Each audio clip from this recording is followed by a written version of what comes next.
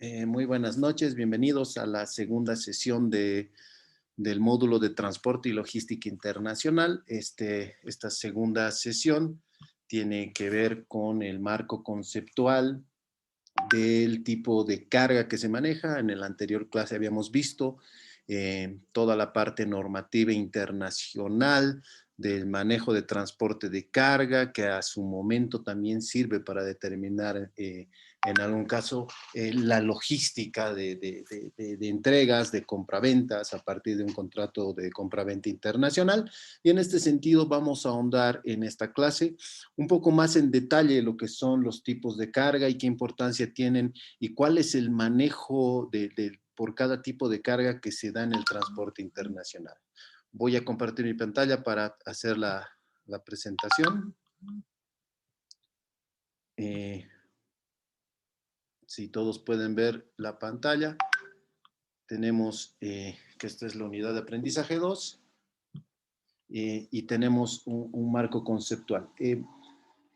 Al momento de hablar de las cargas o mercancías o la mercancía de transporte internacional, tenemos que desglosar esta en el tipo de carga, definiendo cuál es, uno, su clasificación, otro el tipo de carga, otro el destino de carga, y hay una clasificación un tanto compleja al momento de hablar en el transporte internacional, de mercancías sobre todo. Entonces, al hablar de tipos de carga y a la hora de categorizarlas, debemos entender que las cargas tienen un procedimiento de manipulación en todo el proceso logístico. Estas cargas, al adaptarse a estos, pueden generar una buena gestión del transporte, según el tipo de carga que estamos hablando. En este caso, lo que vamos a ir analizando y es desglosando la carga en general. ¿Cuál es el concepto de una carga? La carga es un conjunto de bienes o mercancías que puede estar embalado o no, y esta es susceptible de traslado de un punto a cualquier otro punto por cualquier modo de transporte. Los modos de transporte ya los hemos visto en la clase anterior. Este puede ser terrestre, aéreo, fluvial o férreo en algún caso. Y tiene varios modos de transporte, ¿no? En este caso estamos viendo el correo, estamos viendo simplemente el traslado en camiones, en trenes, en aviones, etcétera, etcétera. Dentro de estas cargas tenemos dos generalidades. Un bulto menor se considera a cargas que por su dimensión o peso puedan ser entregadas de mano en mano. Vale decir que no tengan un peso superior a 20 kilogramos y que estas puedan ser manipuladas fácilmente. Dentro de esta clasificación entran todas las entregas de courier o pequeños paquetes, sacos, bolsas, empaques, sobres que puedan ser, como les digo una vez más, entregados de mano a mano. En este caso, para que un bulto menor pase a ser un bulto mayor, tiene que pasar la cantidad de 9 unidades o 9 cajas o superar los 20 kilos. Y a partir de esta cantidad, esta carga tiene que ser paletizada para estar en la normativa del transporte internacional.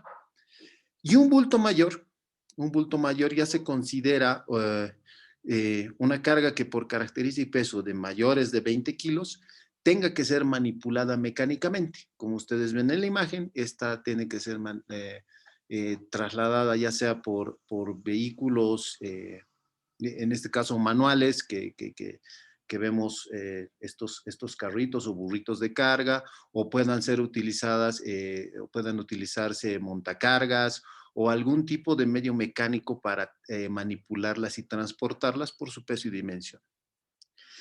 Es ahí lo importante de categorizar y conceptualizar el tipo de carga.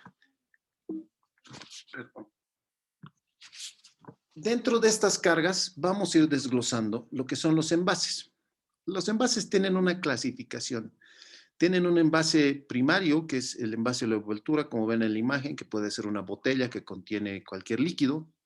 El envase secundario, que viene a ser un empaque que protege el envase primario y un envase terciario que se considera el embalaje de protección de todos los envases que tienes, digamos, en una caja de botellas, por ejemplo.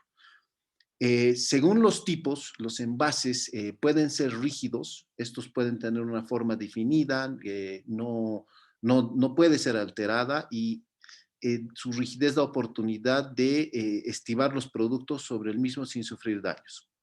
¿Qué es estivar? Estivar es la manipulación de la carga o del envase o del empaque o del paquete. Vamos a ir viendo las diferencias de todos estos niveles de carga a medida que vayamos pasando a la presentación. También existe un tipo de envase semirrígido que tiene una resistencia y compresión menor al envase rígido y bajo esfuerzo de compresión su aspecto puede ser similar a la de un envase rígido.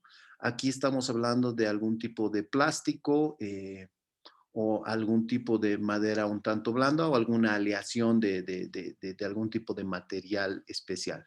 Y un envase flexible, que está fabricado a partir de las películas plásticas, papel, hojas de aluminio, laminaciones u otros materiales que se deforman al momento de manipular manualmente y que no resiste productos estivados. Por ejemplo, no va a resistir un envase flexible. Un envase flexible tiene que estar dentro de un empaque rígido para ser manipulado por un medio mecánico. El envase es un producto que puede estar fabricado en gran cantidad de materiales, sirve para contener, proteger, manipular, distribuir, presentar, preservar las mercancías en cualquier fase de su proceso productivo. Tenemos varios tipos de envases, en este caso, voy a pasar la diapositiva. Como ven en la primera imagen, tenemos envases a base de lata, de aluminio, hojalata o de chapa, que vendrían a ser dentro de los envases rígidos, en el caso de botellas de vidrio o plástico rígido. También los envases de plástico entran en los materiales semiflexibles o semirrígidos.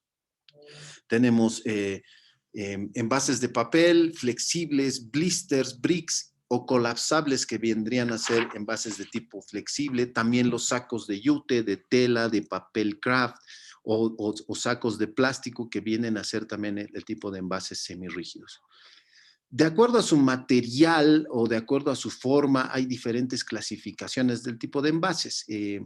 Hay una diferencia con el envasado. El envasado es el procedimiento por el cual una mercancía pasa a contenerse en el envase determinado para su comercialización, su distribución, su venta. Voy a exponer un pequeño video que he puesto de ejemplo para que puedan observar, para que vean la diferencia entre los envases primarios de diferentes aspectos, de diferentes materiales o de diferentes tipos de mercancías. Voy a dejar el video que dura 3 minutos.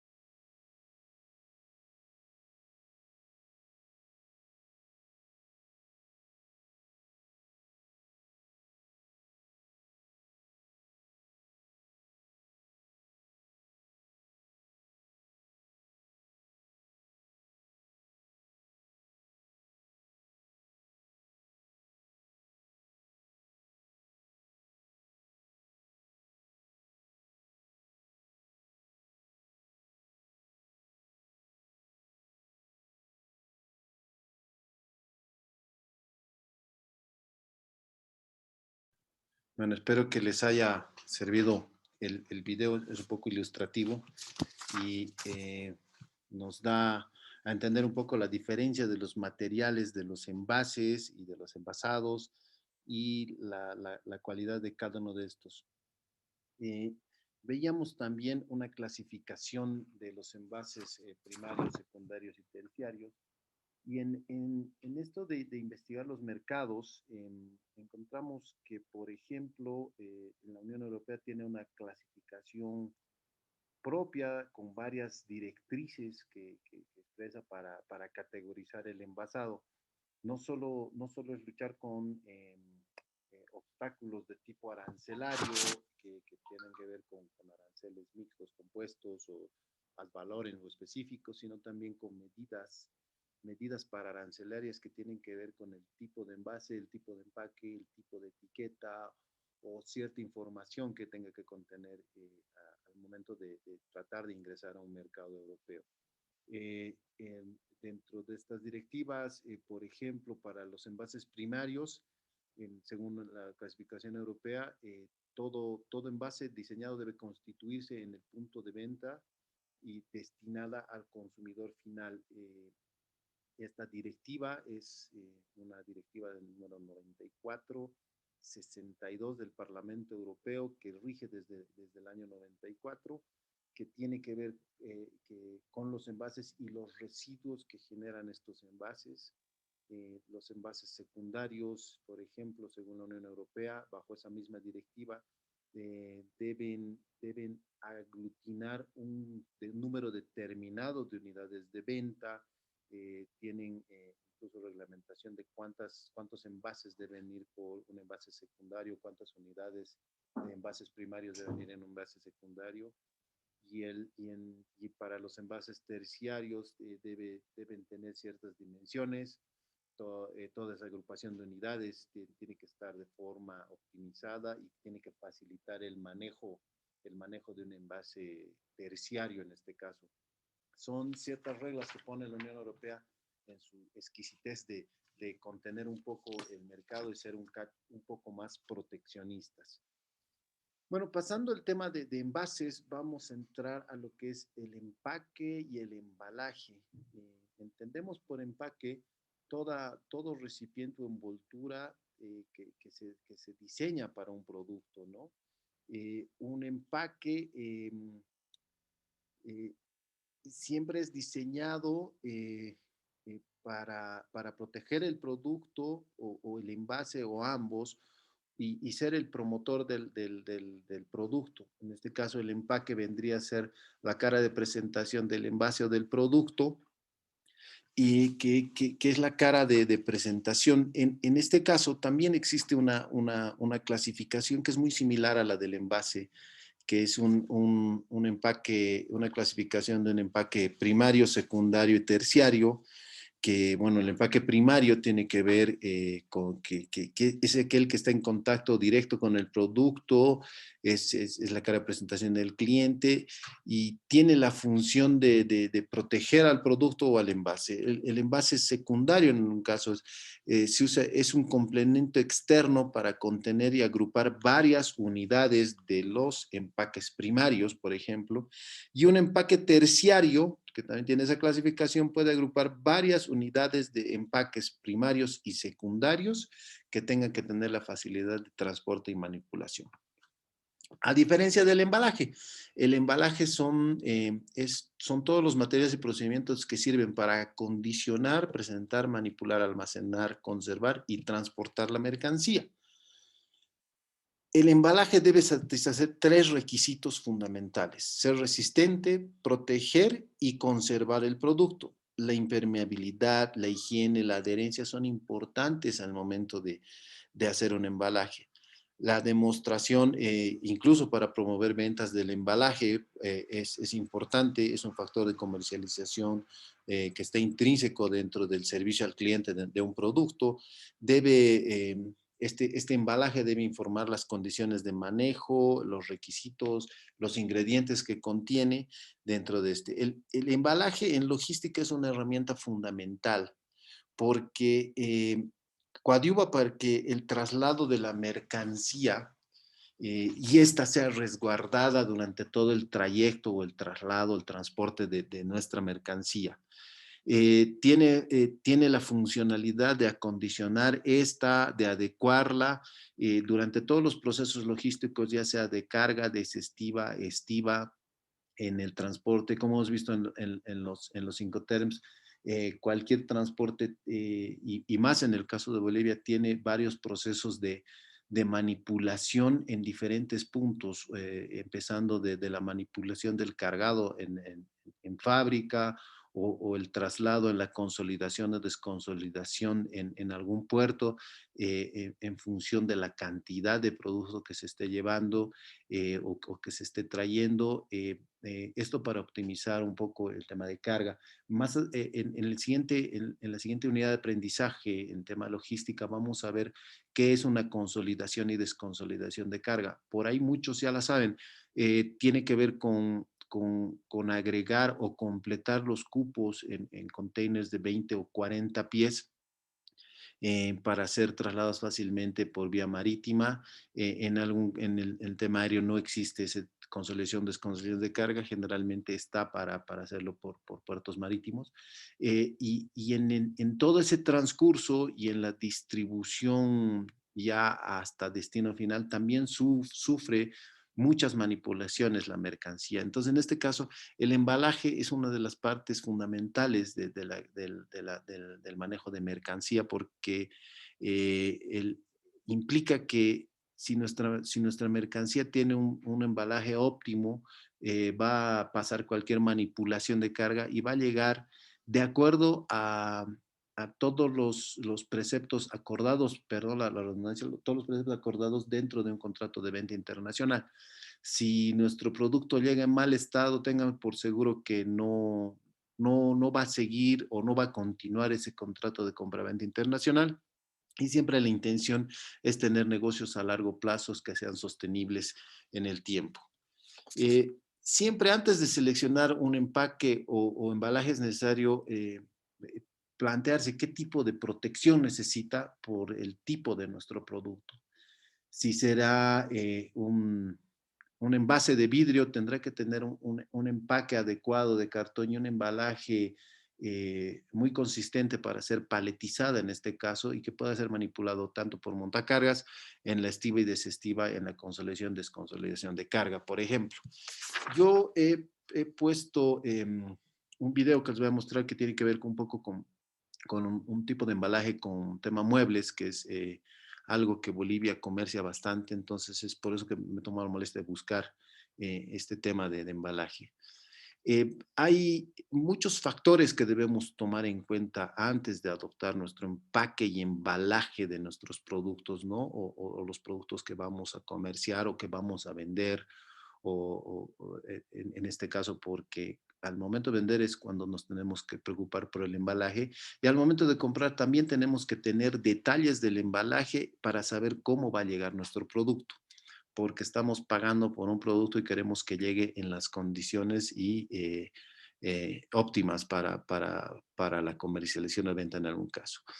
Y estos factores que tienen que tener en cuenta son el tema de fragilidad, tanto del producto como del empaque y embalaje, la durabilidad de esto, la resistencia a la abrasión en un caso, porque tengan en cuenta que dependiendo por dónde va nuestro producto, por dónde va a circular, este puede estar expuesto a altas temperaturas, o puede estar expuesto a altas humedades. Entonces también la sensibilidad a la humedad es muy importante tomar en cuenta. Y también la vida útil, el deterioro de los mismos. Todos estos tienen que adecuarse una vez más a las técnicas de manipulación, a la estiva, desestiva, carguío, descarguío, como se quiera llamar, y tiene que estar adecuado para esto. Les voy a mostrar un poco el video para ver cuál es el tipo de embalaje ideal en el caso de muebles, por ejemplo.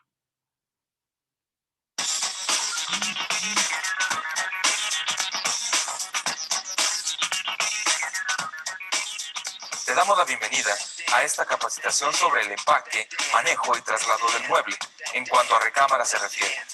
Esto lo hacemos con el fin de evitar las pérdidas que estos errores nos pueden costar y al mismo tiempo crear conciencia en nuestros empleados.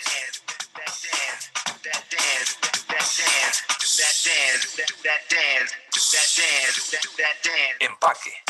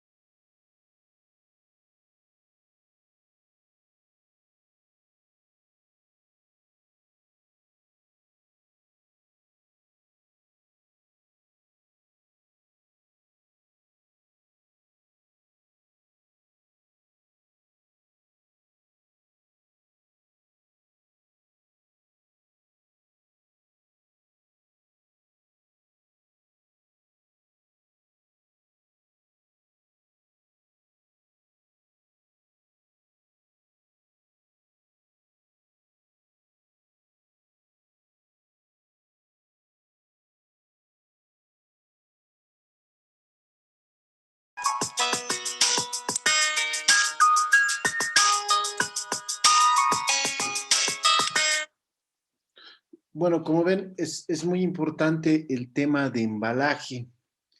¿Y cuál es la diferencia entre empaque y embalaje? Por tema objetivos es muy distintos. El empaque tiene objetivos de contener cierta cantidad de producto, de conservar y preservar el producto en sí. En cambio, el embalaje tiene, tiene el objetivo de proteger en situaciones específicas los empaques o la carga, por ejemplo, en el transcurso del transporte, en el almacenamiento, en el manipuleo de la carga, en la descarga y en la carga, y también tiene una función de identificación de productos al momento de almacenarlos en algún tipo de almacén. Perdón, voy a cortar este video y vamos a ir a la siguiente diapositiva, en la que vamos a ver los tipos de embalaje que se manejan usualmente dentro del transporte internacional de mercancías o los que están permitidos. Son diversos, ¿no? Por ejemplo, los empaques de papel, que son permitidos, por ejemplo, para algún tipo de carga a granel. En el caso concreto, la quinoa boliviana sale en en empaques de papel craft de un grosor de 170 de gramaje en triple pliego. Estos empaques de papel tienen una capacidad de entre 25 y 40 kilos. Estos van paletizados y embalados con plástico por encima para ser manipulados y puedan aguantar cualquier tipo de humedad o calor al momento de trasladarse. Generalmente la quinoa o el café que se traslada en este tipo de envases viajan en parte marítima hacia Europa o Asia en algún caso. Los empaques de cartón coarrugado se utilizan generalmente para proteger alimentos, artesanías, maquinaria, electrodomésticos. Ustedes han podido ver alguna vez algún refrigerador nuevo siempre viene con los empaques de cartón coarrugado para protección de los bordes, por ejemplo.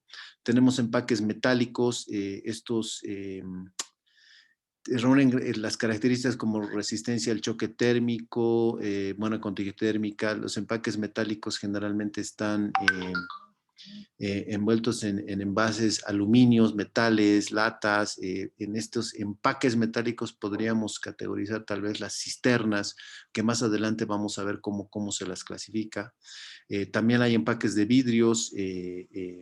Los empaques de vidrios son las botellas y frascos, pero estos tienen que tener un empaque secundario, un empaque terciario y un embalaje óptimo para proteger la integridad de los mismos empaques, ¿no?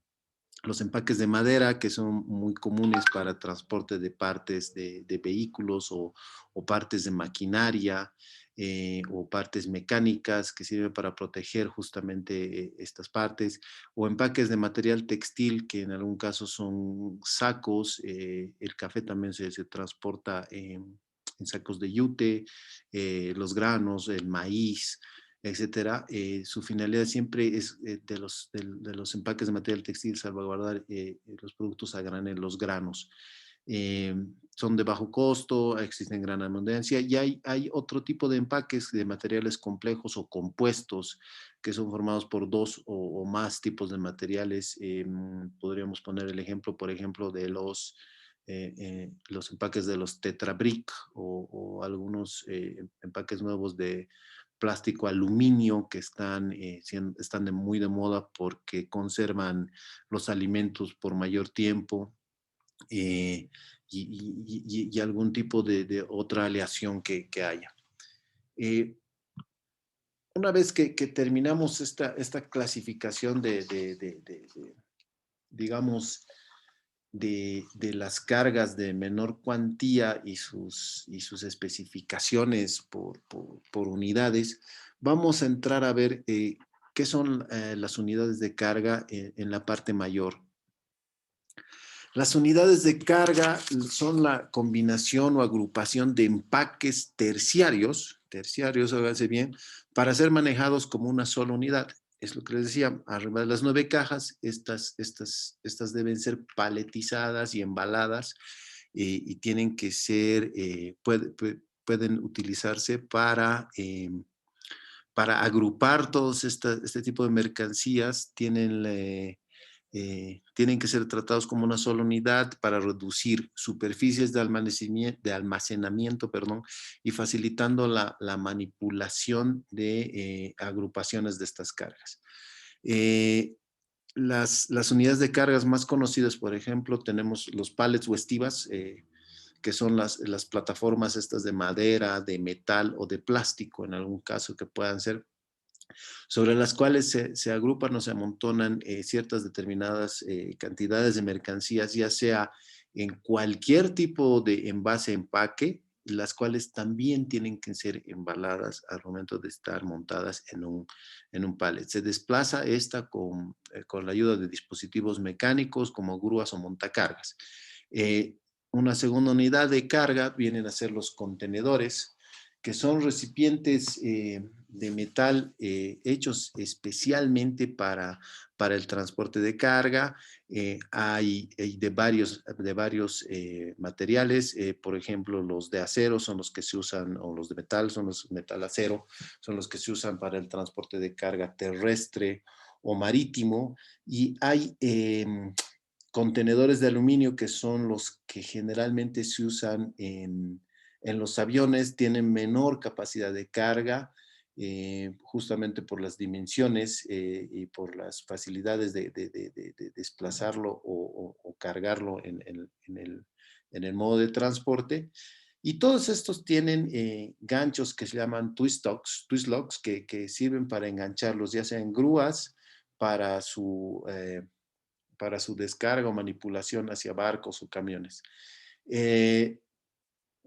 Generalmente en los puertos utilizan unas inmensas grúas que tienen capacidad de manipulación de entre 40 o 60 toneladas, y cada grúa pesa arriba de las 140 toneladas.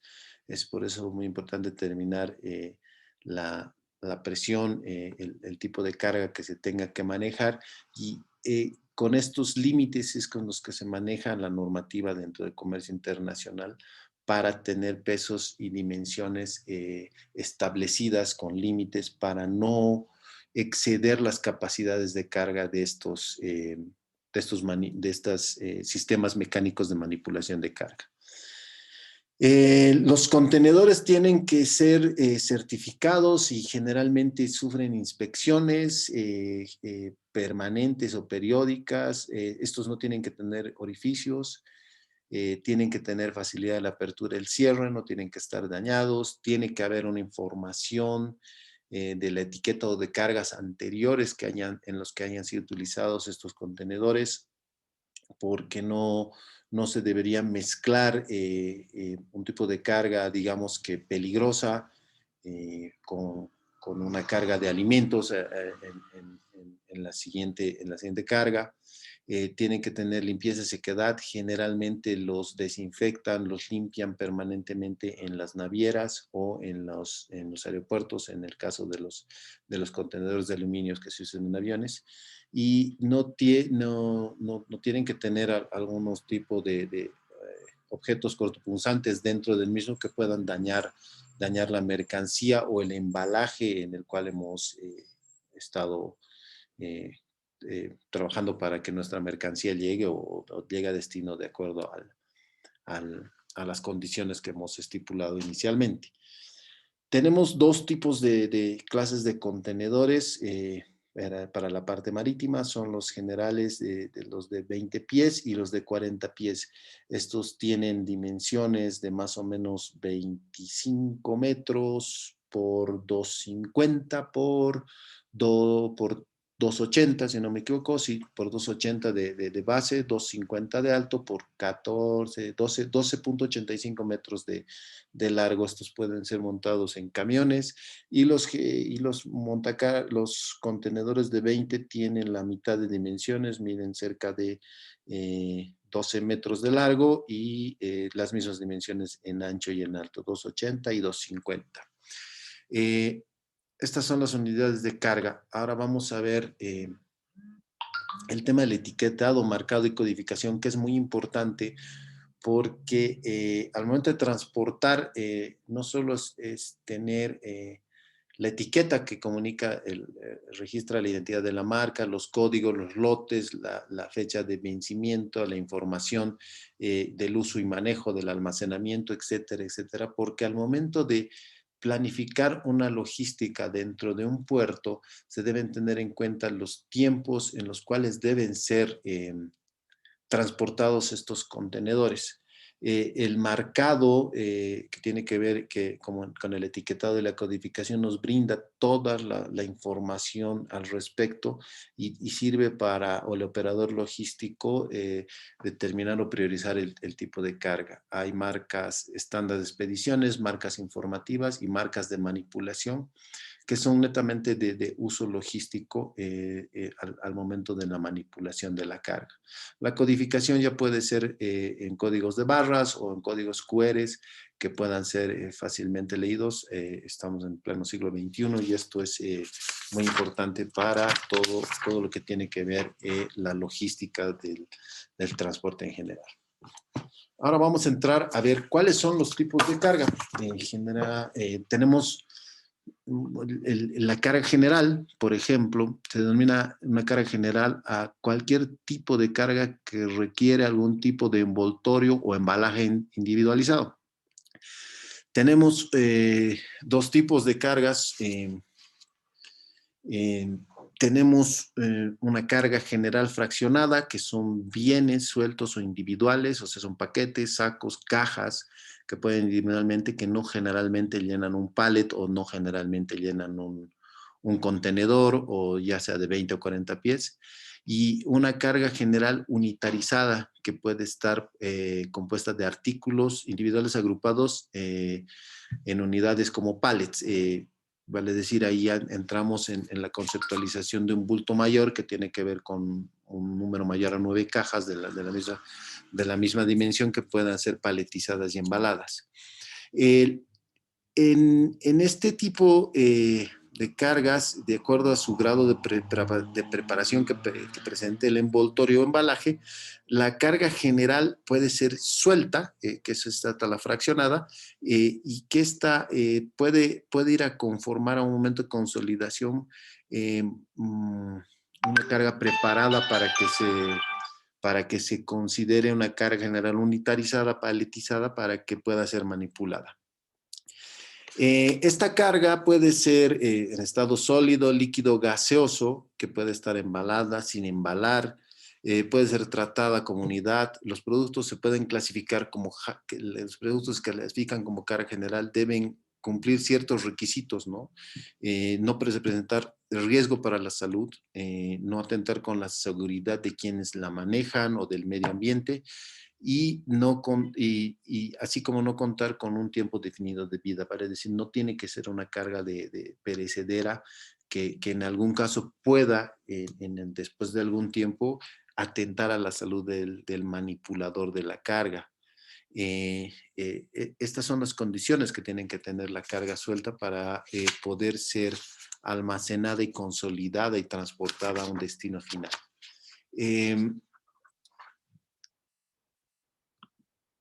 Tenemos el otro tipo de carga, que es un tipo de carga granel.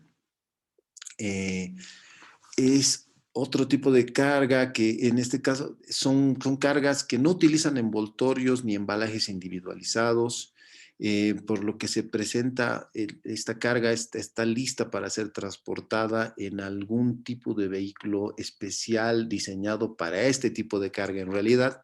Esta carga a granel también puede ser transportada en contenedores, ya sean de 20 o 40 pies. Esta carga de granel puede ser de dos tipos. Uno que sea líquida, que es toda la carga en la que entra también el tipo gaseoso. Por ejemplo, em, podía ser el petróleo, el gas licuado, la gasolina, químicos, aceites, o lo que está de moda en Bolivia en este momento, que es el transporte de oxígeno en cisternas especiales criogenizados, por ejemplo. Y el tema del granel sólido tiene que ver más con todo lo que es en grano, que no necesita ser, que no presenta algún tipo de envoltorio en sacos o papel craft. Generalmente se utiliza la soya en este caso, y los minerales que están a granel, en el caso de el hierro, que va en barcazas por la hidrovía, que cada barcaza carga cerca de 60 toneladas, estaban en piedras, o el estaño que exportamos hacia el lado de Chile, o hacia el lado de Asia por puertos chilenos, que van ya sea en camiones tipo volquetas, o en vagones de tren de contenedores como los que ven en la imagen, que están adecuados para llevar ese tipo de carga granel. La acumulación o el almacenamiento de esta carga puede ser en recintos especiales, que tengan que tener las condiciones adecuadas para, para este tipo de cargas. También al ver el tipo de transporte, hay transportes especializados para cada uno cada uno de estas clasificaciones, digamos, de las cargas a granel. Hay barcos especializados que solo llevan granos alimenticios, hay otros barcos que solo llevan minerales, y hay otros barcos que solo llevan líquidos, y generalmente no se mezclan los líquidos entre petróleo, gas licuado, o gasolina o diésel en algún caso. Y eso tenía que ver con el tema de la adecuación de la unidad de transporte, que cada unidad de transporte tiene que estar especializada para cada producto en este caso, y es por eso que hablamos del tipo de carga y el tipo de transporte que vamos a manipular. Entre otras de los tipos de carga, tenemos las cargas perecederas, que ya habíamos hecho mención anteriormente. Estas cargas perecederas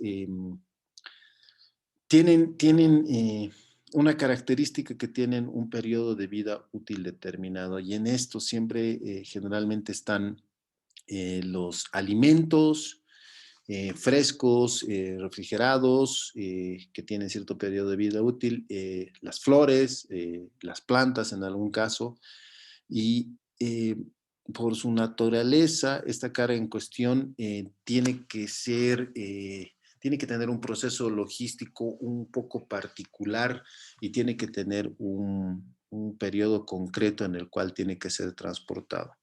Hay unidades de transporte especializados o determinados para cada tipo de este tipo de carga perecedera. Hay camiones refrigerados de distintos niveles de refrigeración para transportar cierto tipo de artículos. Por ejemplo, el banano, que Bolivia exporta cerca de entre 24 a 26 millones de dólares al año hacia la Argentina. El banano va en camiones refrigerados, en empaques de cartón, y no puede bajar tiene que manejarse entre los 2 y los 8 grados centígrados para conservarse de manera adecuada hasta llegar a destino, que este periodo, digamos, entre el Chapare y, digamos, que Buenos Aires, tiende a tardar entre 6 a 8 días de traslado, incluyendo el paso en los pasos de frontera, o el traslado del paso de frontera.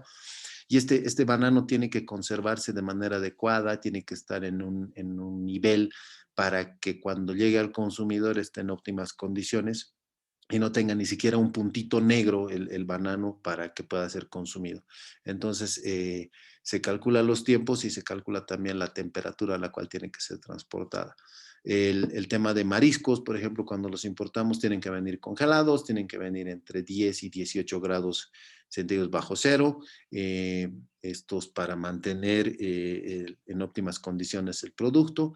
Y el tema de las flores que tienen que mantenerse también entre 0 y 4 grados para el transporte terrestre sobre todo, y generalmente las flores se transportan por vía aérea dada su corta periodicidad de duración o de vida útil. También tenemos el tipo de carga frágil, que se categoriza por su naturaleza. Esta debe ser manipulada con especial cuidado porque puede dañarse o estropearse. Esta tiene un proceso logístico un poco más especializado. En este caso, lo más habitual es que presenten protecciones adicionales al embalaje que permitan amortiguar cualquier choque o impacto o movimiento brusco que pueda tener al momento del traslado. Generalmente se señalizan o se caracterizan por señas en las cajas en las que se anota como frágiles para que tengan una manipulación un poco más cuidadosa. También tenemos el tipo de cargas peligrosas. Y el tipo de cargas peligrosas tiene una clasificación de 9,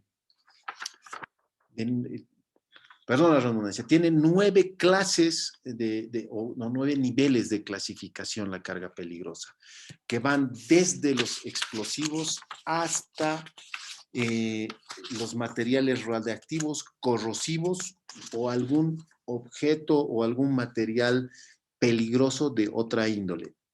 En el caso de los explosivos o en el caso del transporte, tiene que tener la señalización adecuada de acuerdo a normativa internacional para el tráfico, que tenga que ser visible a una distancia adecuada, y este tipo de carga tiene que tener un proceso logístico especial. Tiene que determinarse por la señalización, la forma en la manipulación, y también tiene que tener un procedimiento para la ruta de tránsito o de reparto, como se dice, para la determinación de una carga peligrosa. Por ejemplo, el tema se considera una carga peligrosa o han considerado algún tipo de carga peligrosa algunos materiales o algunos minerales que por la emanación de gases puedan ser tóxicos o nocivos para la salud. Entonces tienen que tener algún tipo de tapado especial con ciertos materiales que tengan que recubrir herméticamente las tolvas o las partes traseras de los camiones para que eviten derrames o emanación hacia el medio ambiente de estos mismos gases. En el caso de los hidrocarburos, se les dan algún tipo de rutas y plazos dentro de dentro de las carreteras de cada país para que puedan circular. Por ejemplo, nosotros, Bolivia, al no tener un acceso frecuente por el interior hacia el norte del país, vale decir a Pando, y en Pando el 60% de la energía eléctrica funciona a base de combustibles. El envío de combustibles se lo hace por el lado peruano, pero nos dan una ruta alterna por Puerto Maldonado hacia Iñaparí, y este camión cisterna tiene que dar la vuelta a Perú, entrar al Brasil para volver a entrar a Bolivia y poder abastecer todo el norte. Pero toda estas unidades de transporte, estas cisternas, tienen que tener tanto permisos especiales como señalizaciones especiales que tienen que partir, y está esto especificado dentro de la normativa internacional que exige cierta señalización. Un poquito en el video vamos a ver el tema de una especificación más de las 9 clases de cargas peligrosas que en la Organización Mundial de Naciones Unidas se la han determinado como cargas IMO, se las determina cargas IMO y dependiendo del tipo de carga IMO es que lleva una señalización o un procedimiento especial de manejo y manipulación. Los voy a dejar un poco con el video para tener un poco más de especificidad en el asunto.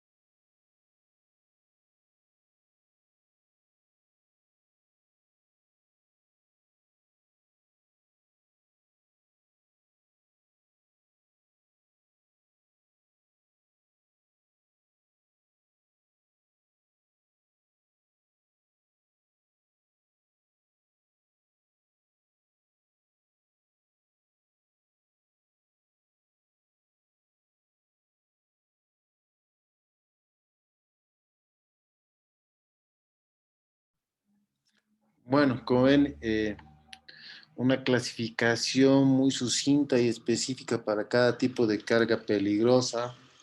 Muchas veces hemos topado, como les decía, clasificación en algún país de tránsito de algún mineral que ha sido calificada como carga peligrosa y nos ha obligado a tener que utilizar algún empaque especial para las tolvas, en este caso. Y hay una clasificación de otros tipos de carga donde no entran ninguno de los anteriores y es donde los forwarders o los operadores logísticos meten este tipo de cargas que no están incluidos en los anteriores. Por ejemplo, podemos ver el tipo de cargas especiales, por ejemplo, el tipo de cargas especiales que tienen que ver con dimensiones y pesos que extralimitan la normativa de tránsito, traslado de cada país por sus dimensiones, como ustedes ven, las turbinas o la maquinaria muy larga, las hélices de los generadores eólicos. Una de las cargas especiales que últimamente hemos traído, por ejemplo, han sido todo el equipamiento para los teleféricos que tenían postes que excedían el tamaño, el largo de los camiones, o las turbinas para la represa de Cochabamba, que no me acuerdo el nombre, y últimamente se está trayendo mucha maquinaria para la planta hidroeléctrica del norte de Potosí, por ejemplo. Estas cargas especiales por dimensiones y pesos se dan mucho con este tipo de cargas voluminosas. Y se pide permisos especiales para transitar por países que impliquen, en el caso del nuestro también, eh, es fundamental de que se saque un permiso especial, dado que la normativa permite tan solo 25 toneladas de peso en nuestras carreteras y casos excepcionales a 35, pero algunos de los tipos de cargas especiales, solo una unidad pesa a veces hasta más de 50, 70 o 100 toneladas, teniendo que utilizar algún tipo de unidad de transporte justamente particular o especial para transportar este tipo de cargas especiales. Hay también el tema del traslado de maquinaria pesada. Si te das en cuenta, un tractor pesa más de 60, 70 toneladas. La maquinaria para la construcción también tiene gran dimensión y peso, y son cargas especiales o sobredimensionadas, como se llama, que tienen que tener permisos especiales. La parte automotriz también entra dentro de una denominación especial, no tiene ningún tipo de embalaje, no tiene ningún tipo de empaque, el producto lo tienen ahí, no tienen envasar nada, es un vehículo. Está enfocado sobre todo al transporte de vehículos, ya sea de cualquier tipo de consumo, en realidad, y decimos de consumo de uso personal, que no esté destinado a un servicio público. Eh, el otro tipo de vehículos que estén destinados a algún trabajo de transporte ya se denomina una carga especial, por ejemplo, algún tipo de camión que se pueda traer dentro de los camiones especializados para mantener o para transportar este tipo de vehículos. También existen las cargas refrigeradas. Generalmente aquí tenemos lo que hablábamos de los perecederos, pero son camiones especiales que tienen, como les decía, ciertos límites o cantidades o niveles de frío para manejar diferentes tipos de documentos perecederos o farmacéuticos en un caso, como ustedes saben bien, por ejemplo, los containers que se entregan en los aviones transportando las vacunas hacia Bolivia tienen que tener ciertas capacidades de enfriamiento que tienen que mantener hasta entre 0 y -20 en algún caso de alguna vacuna, o entre 0 y -70 en algún caso de alguna otra vacuna. Y estos tienen que ser especialmente adecuados para el transporte de este tipo de carga. Hay otro tipo de carga como algún tipo de tubos largos o los troncos que también tienen un tratamiento especial como cargas especiales sobredimensionadas que no llevan ningún tipo de embalaje, empaque o identificación como habíamos visto.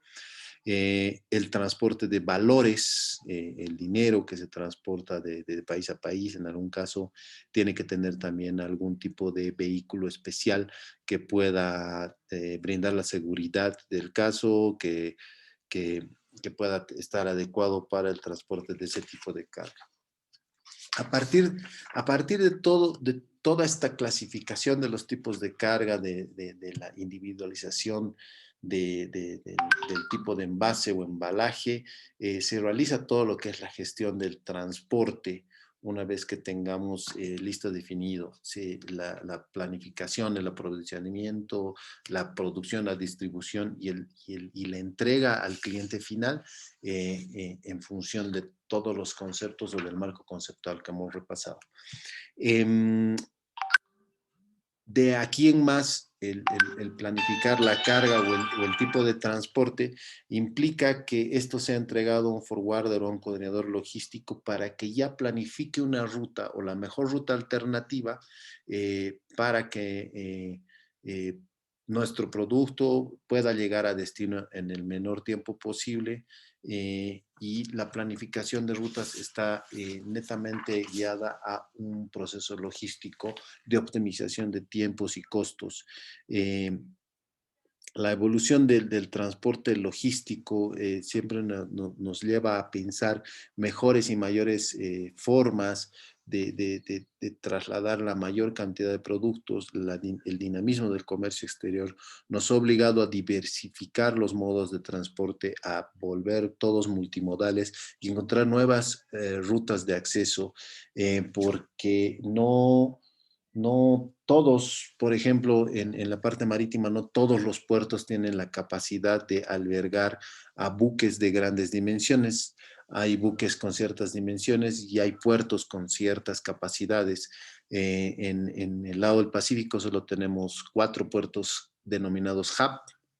Los puertos denominados hub son puertos de primera, que son puertos que albergan o pueden tener la capacidad tanto en calado, que tiene que ver la profundidad del muelle de atraque, como la capacidad del puerto de almacenar y poder descargar con facilidad la cantidad de contenedores que pueden llevar un barco de medida de post-Panamax. La medida de Post-Panamax viene a ser una estandarización dentro del transporte naviero internacional que se ha medido y que le ha dado una medida de hasta un Panamax que tiene que ver con el ancho del canal de Panamá por donde circulan los barcos y ya entrando en esta óptica de trasladar mayores volúmenes de carga se han hecho barcos post-Panamax que generalmente van a dar la vuelta por abajo o arriba del continente.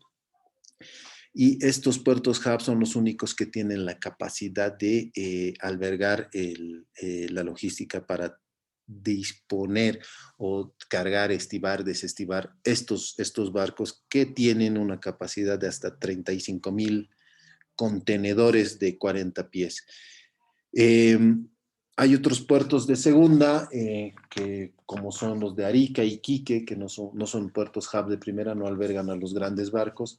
Y estos puertos hub sirven como distribuidores logísticos para traspaso de contenedores hacia barcos más pequeños que puedan entrar a estos puertos de segunda. Y de ahí ya tenemos una tercera fase de un transporte terrestre a partir de los puertos.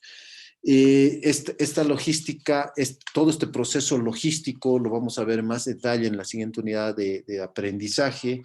Vamos a ver un poquito más en detalle lo que son los puertos, cómo se manejan, cuáles son las capacidades de carga, cuáles son los tiempos, rutas, plazos, etcétera, etcétera. Pero esta parte era importante para determinar eh, eh, cuál es nuestra gestión primero de la mercancía y luego del transporte basados en todo lo que es la normativa internacional.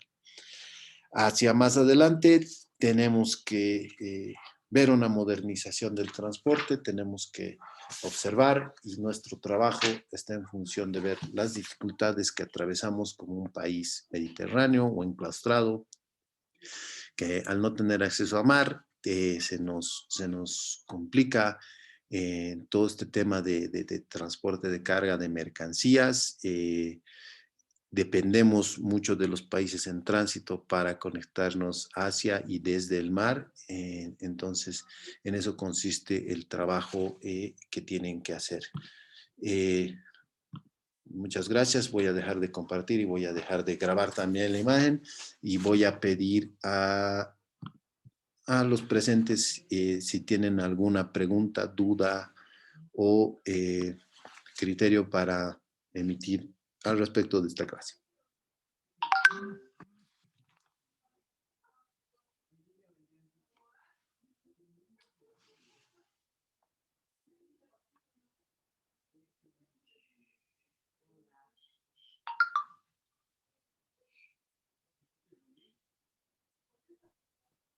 Licenciado, Sí, adelante, por favor.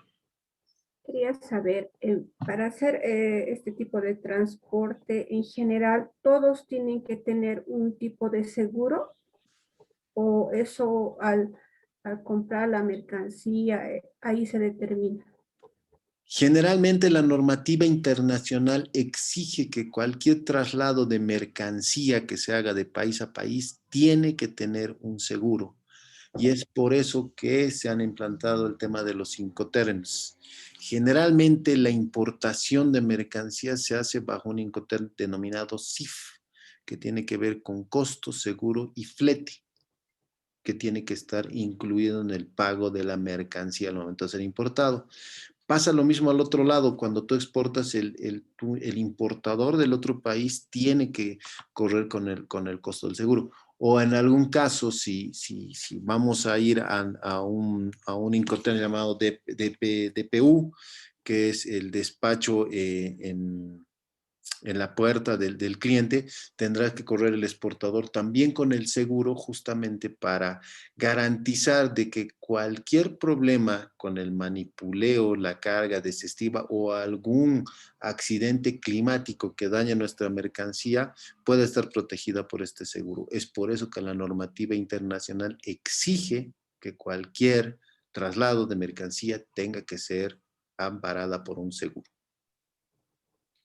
Gracias, licenciado. A lo que explicaba, o sea, se me viene una pregunta. ¿En Bolivia hay alguna una institución que vele por eso, que, por decir, que revise que están cumpliendo con eso? Porque alguna vez he escuchado que, por decir, llega alguna mercancía hasta Puerto Iquique o Arica, y ahí eh, contratan el servicio del transporte. Y muchas veces el transporte de subir de Arica o Iquique a La Paz, esos transportistas como terciarizan no tienen ese seguro.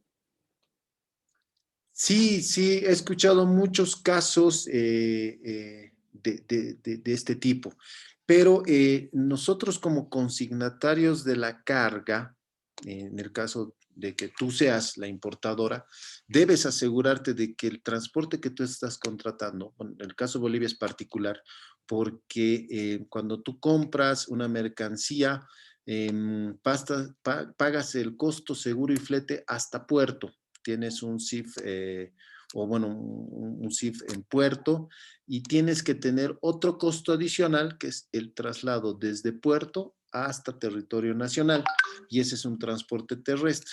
La normativa, tanto en la decisión 837 en el marco de la Comunidad Andina, o el ATIT, exige que todo transportista terrestre al momento de circular tenga que portar cierta documentación, y la documentación dentro de esta cantidad o este cúmulo de documentación que tenga que portar el transportista terrestre, está incluido el seguro internacional, uno para la unidad de transporte y para la carga que contiene, además del seguro bueno, es este SOAT, que es el seguro contra daños a terceros, justamente por el peligro que implica tener circulando una unidad de transporte tan grande por las carreteras en nuestro país o en un país vecino. Pero la normativa exige que tenga que tener el seguro. Entonces, al momento de ser uno consignatario, tiene que exigir que esta mercancía o el transportista te brinde el seguro. Seguramente te va a salir un poco más caro, pero algunos que han traído sin seguro es por ahorrarse ese 2% del costo total de mercancía, pero corres el riesgo de perderla toda, ¿no? Solamente por perder ese 2%. Pero eso ya depende del consignatario y en el acuerdo que entre con el forwarder o el operador logístico.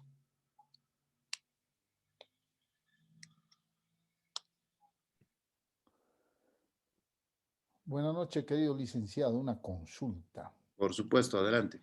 Ya ando muy ocupado, lo siento, pero mi trabajo es tan complicado. De todos. Yo estoy en Cobija hoy día y mañana estoy en Tarija, o sea que es un problema. Qué linda vida. No, no es así, uno ya no sabe dónde despierta. De todos modos, a ver, la mayoría de los estudiantes que son jóvenes y como lo dijo María Luz, son de otras profesiones, etcétera. Exactamente. Nos hemos convertido en cibercompradores. Ya, En consecuencia, uno va comprando online muchas cosas y que vienen de Europa, por ejemplo. exactamente. El El otro eBay y el día famoso yo veía una Amazon. compra que hicieron algunos compañeros míos, Ajá, un producto europeo desde Suiza propiamente, ya. y nos ponen un seguimiento, ¿no? En la página web nos dan un código, etcétera, nos venden un seguro, ¿cierto? Ujú.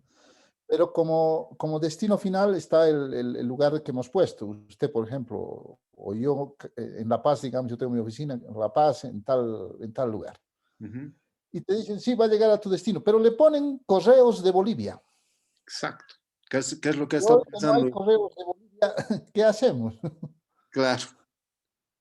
Esa sería mi consulta, porque todos Ah, ya. compramos y no Sí, hay sí. correos de Bolivia. Entonces, ¿dónde llega o cómo se comunican fuera de la dirección celular, qué sé yo? Que cualquier una compra tan pequeña como comprar alguna cosa que llama la atención y que lamentablemente todos los navegadores tenemos a la orden del día Sí. y lógicamente Y, y- compramos. y en algunos casos pasa que el costo del transporte supera en 2, 3, 4, 5 veces el Correcto. valor del producto, pero igual sigue valiendo la pena de algún modo en algún tipo de producto, eso es cierto. Sí, sí, últimamente estaba consignado eso hacia correos, pero con el código del tracking del producto, tú puedes acercarte a correos y sí te pueden brindar la información de dónde está ese producto. Al menos hasta hace 2 años que antes de la pandemia, yo también he sido comprador de eBay, de algunos productos o artículos interesantes que tenían bajo costo de envío. Y sí he ido a correos y en correos me han entregado esta, porque antes de esto, antes de cierta normativa que no la tengo en la cabeza, sí te llegaba directamente a la oficina o al domicilio o donde determinabas, porque correos tenía esa capacidad de tener, digamos, al personal moviéndose, trabajando y llevando de acuerdo al destino final del consignatario, pero por cierta normativa, por los problemas que había en correo, han limitado el reducir personal, pero tú puedes acercarte a correo y creo que en correo sí todavía había una montaña de paquetes de eBay, en realidad que todavía no había reclamaciones de dueños. Eso solamente en La Paz. Bueno, yo he visto en La Paz, no sé cómo funciona, cómo están funcionando los correos del interior, la verdad. Bueno, en otros lados ya no existe ni oficina, entonces No yo existe creo ni que oficina, habría que averiguar eso es en la complicado. central, simplemente. Habría que averiguar con la central. Y bueno, y ahora lo que están estilando es mandártelo por FedEx, por DHL o por algún gestor de courier que al final te va saliendo Mucho excesivamente más caro. caro. Gracias, gracias. No, Buenas noches. porque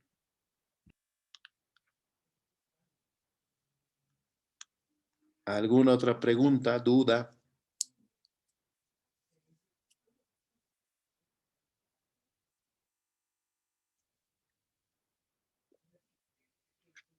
Bueno, espero espero que voy a asumir este silencio como que todo ha sido comprendido en temas del marco conceptual de la determinación del tipo de carga, del tipo de empaque o embalaje, el cual podemos utilizar al momento de cumplir toda la normativa del comercio internacional.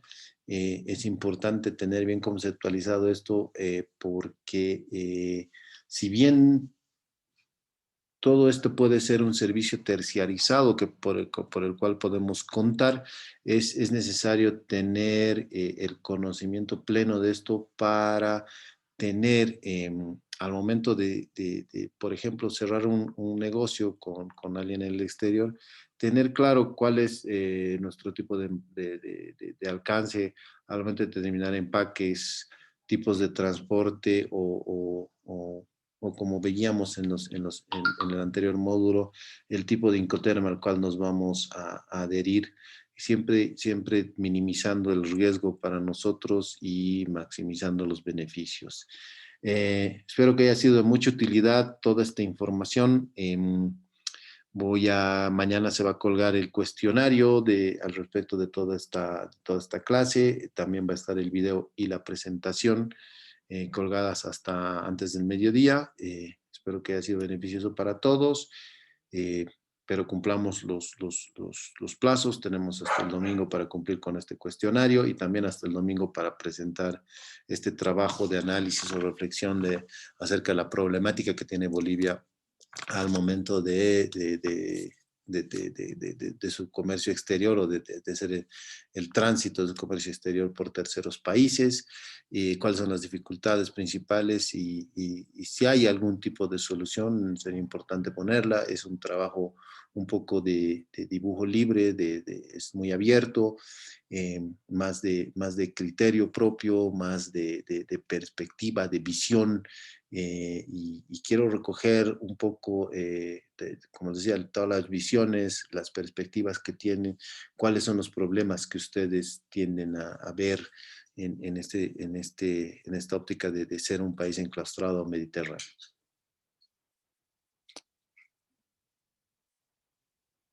Si no hay mayores comentarios, yo daría por concluida esta clase, agradeciéndoles la presencia.